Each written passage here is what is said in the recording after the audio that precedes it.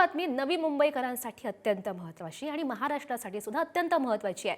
नवी मुंबईकरांसाठी आणि अवघ्या महाराष्ट्रासाठी उद्याचा दिवस सुवर्ण अक्षरांनी लिहिला जाणार आहे। गेल्या अनेक दशकांपासून ज्या क्षणाची प्रतीक्षा होती तो क्षण जवळ आलाय। ख्रिसमसच्या मुहूर्तावर उद्या 25 डिसेंबरला नवी मुंबई आंतरराष्ट्रीय विमानतळावरून पहिलं विमान टेक ऑफ करणार आहे आणि त्याचाच आढावा घेणारा हा खास रिपोर्ट। नवी मुंबईकरांना क्रिसमसचं गिफ्ट। नवी मुंबईच्या आकाशात झेपावणार पहिलं विमान। विमानतळाचं स्वप्न साकार, नामांतराचा वाद कायम।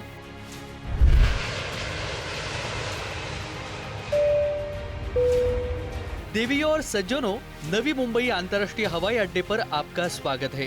गुरुवारी सकाळी 8 वाजता इंडिगोचं 6E460 हे बंगळुरूवरून येणारे विमान जेव्हा नवी मुंबईत लँड होईल तेव्हा पायलट अशीच काहीशी अनाउन्समेंट करेल।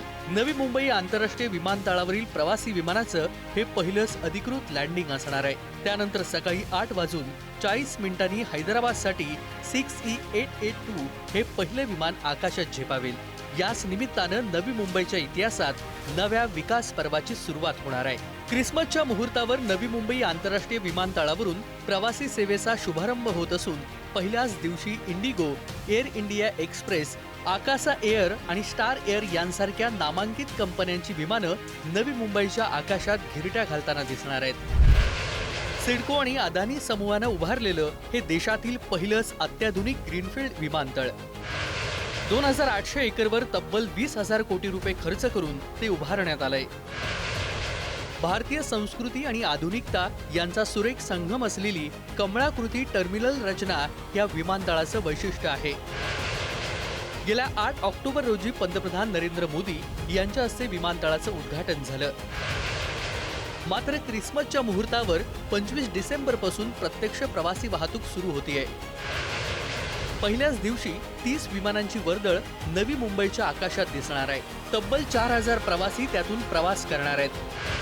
15 जानेवारीपासून विमान उड्डाणांची संख्या 48 पर्यंत वाढवण्यात येणार आहे। लवकरच इथे तिसरी धावपट्टीही उभारण्यात येणार आहे।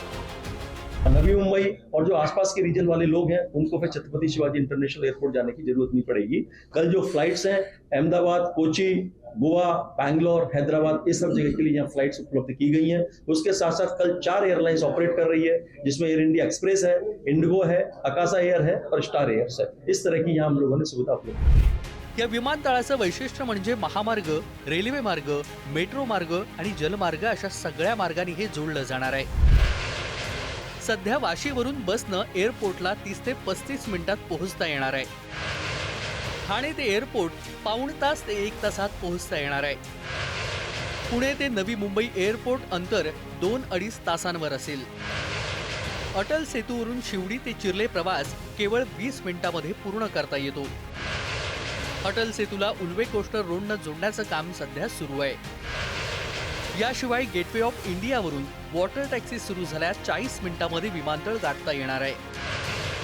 याशिवाय मुंबई विमानतळ आणि नवी मुंबई हे दोन्ही विमानतळ मेट्रोनं जोडण्यात येणार आहेत। नवी मुंबई मेट्रो लाईन 1चा विस्तारही विमानतळापर्यंत करण्यात येणार आहे। याशिवाय खारघर ते CBD बेलापूर कोस्टर रोड बांधून पुढे एअरपोर्टला जोडण्यात येणार आहे। दरम्यान नवी मुंबई विमानतळाच्या नामांतराचा वाद अजूनही संपलेला नाहीये। नवी मुंबई विमानतळाला स्वर्गीय लोकनेते दिवा पाटील यांचं नाव देण्याचा प्रस्ताव अजून केंद्र सरकारनं मंजूर केलेला नाही। त्यामुळे शुभारंभाच्या दिवशी स्थानिक नवी मुंबईकरांकडून आंदोलन होण्याची शक्यता आहे। हा अपवाद वगळता नवा विमानतळ नवी मुंबई आणि परिसराचं भविष्य बदलणारा ठरणार आहे। शिल्पा नरवडे, पुढारी न्यूज, नवी मुंबई।